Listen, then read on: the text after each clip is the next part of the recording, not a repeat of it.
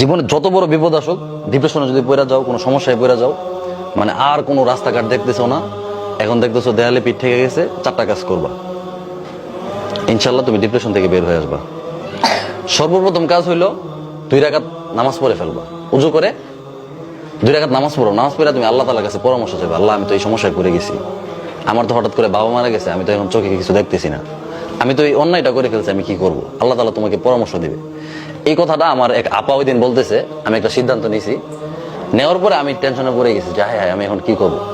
তো আমার আপা আমাকে বলতেছে যে তুমি কাজ করো, 2 রাকাত নামাজ পড়ো, নামাজ পড়ে আল্লাহ তাআলার সাথে পরামর্শ করো। আমি চিন্তা করছি আল্লাহ তাআলার সাথে পরামর্শ করবো কিভাবে। 2 রাকাত নামাজ পড়ছি, নামাজ পড়ে আমি আল্লাহকে বলছি যে আল্লাহ আমি তো এমন একটা সিদ্ধান্ত নিছি, কি করব। তখন দেখি আমার মাথায় নানান চিন্তা আসতেছে, বুদ্ধি আসতেছে, পজিটিভ, বুঝছো? ডিপ্রেশনে পড়ে গেলে প্রথম চেষ্টা করবা 2 রাকাত নামাজ পড়া। দ্বিতীয় যে কাজটা করবা, একা থাকবা না। হ্যাঁ, ধরো তুমি একটা খারাপ পরিস্থিতি পড়ে গেছো, রুমে দরজা টরজা বন্ধ করে একদম হাই হাই আমার সাথে এটা কি হয়ে গেল, তখন তোমার মাথায় খারাপ চিন্তা আসবে। কি চিন্তা আসবে? তখন মনে হবো যে আমি উল্টাপাল্টা কিছু করি। আরবিতে একটা প্রবাদ আছে, ওতলাতুর রাসি দুক্কানুশ শাইতান, খালি ব্রেন হচ্ছে শয়তানের রাস্তা না। কিসের রাস্তা না?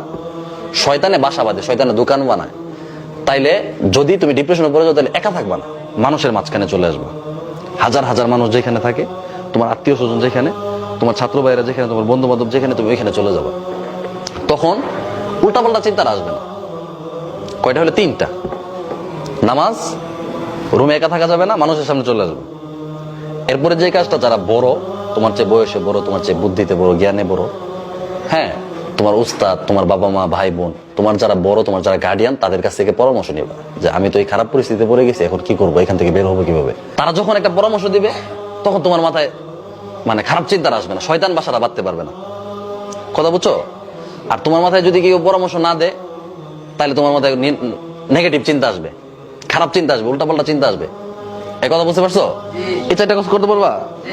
যে কোনো সময় খারাপ পরিস্থিতি আসতে পারে, আসলে এই 4টা কাজ করে ফেলবা। প্রথম কাজটা করলে দেখবা আলহামদুলিল্লাহ একদম শান্তি হয়ে গেছো, নামাজে দাঁড়ায় যাবা, একা থাকবা না।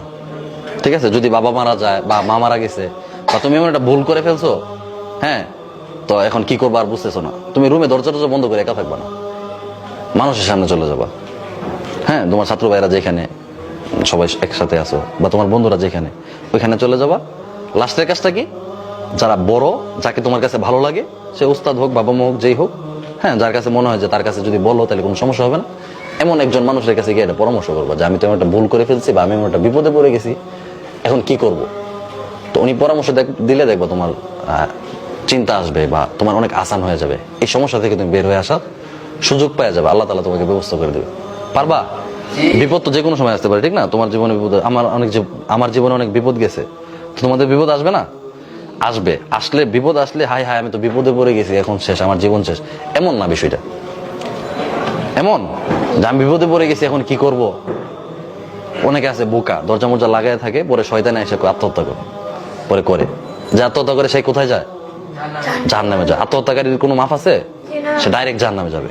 আত্মহত্যা করার সময় মৃত্যুর আগে যে যন্ত্রণাটা হয়েছে, এই যন্ত্রণা সারা জীবন, মানে কিয়ামতের পরে আর কোনো মৃত্যু নাই, আমৃত্যু সে এই যন্ত্রণা উপভোগ করবে। কষ্ট না অনেক? মৃত্যুর আগের কষ্টটা, এই কষ্টটা সে সারাক্ষণ পাইতে থাকবে, এরকম শেষ নেই। তো শয়তান নানান খারাপ পরামর্শ দিবে, তো শয়তানকে পরামর্শ দেওয়ার সুযোগই দিবা না, রুমে একা থাকবা না। খারাপ লাগতেছে, সবার সামনে চলে যাবা। খারাপ লাগতেছে, নামাজ পড়বা। খারাপ লাগতেছে, বড়দের পরামর্শ নিবা। বুঝছো? মনে থাকবে সবার?